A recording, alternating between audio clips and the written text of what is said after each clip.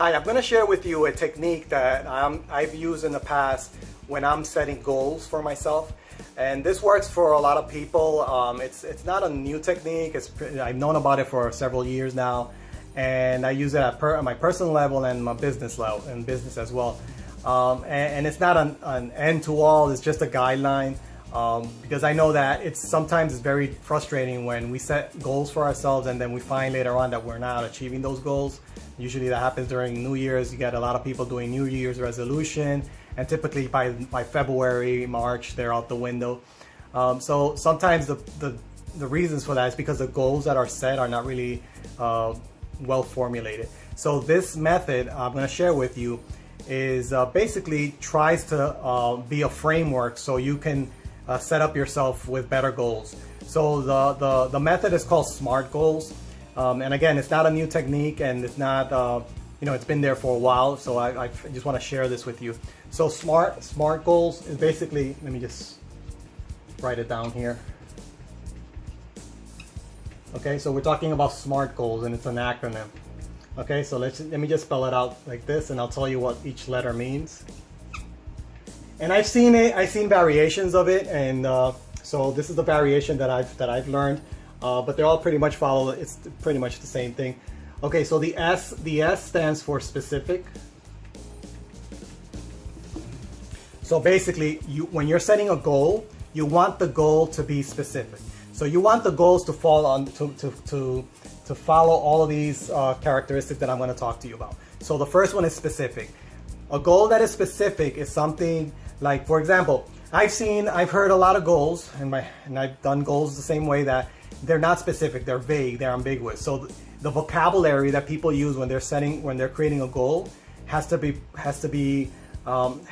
provide clarity, specificity, be more detailed, less ambiguous. So like, for example, I've heard a lot of people say, I want to lose weight, or I want to make money, or I want to I want to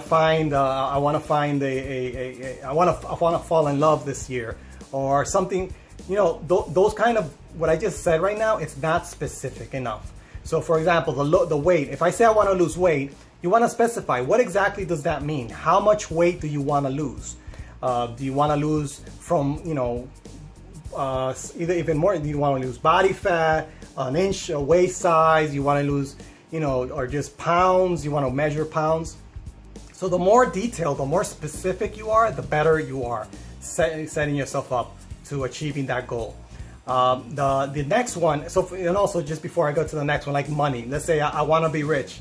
Well, what does that mean? Rich can mean a lot of things for different people. It doesn't really matter how much it is, but you want to specify an amount. Does it mean that you want to get out of debt? Does it mean that you want to pay off all the bills? Does it mean that you want to make $10,000 a month, $5,000, $10,000? It doesn't matter. As long as you have a number, it's more specific than saying I want to be rich. And measurable, it stands for measurable. It kind of falls together or hand in hand with specific, because again, you want to be specific, you want to have something to measure. If you can't measure something, it's hard to monitor and track. So if you have a goal and you don't have a way to measure that goal, then how do you know you're progressing? How do you know you're on your way to success? So again, if you're setting yourself like for weight, how much weight do you want to lose? In pounds, in days, any amount of measurement is good. If you don't have any type of measurement and you don't specify, then you're setting yourself up for failure. Money-wise is the same thing. How much money do you want to make? By when? How much? Or maybe it's not money, maybe it's something else, right? But you want to be able to measure it. So that's the key thing there. The A stands for attainable. Attainable, sometimes I hear actionable. The point is that you want to set a goal that you can achieve. You don't want to set a goal that is high in the clouds, that that is impossible, it's a dream.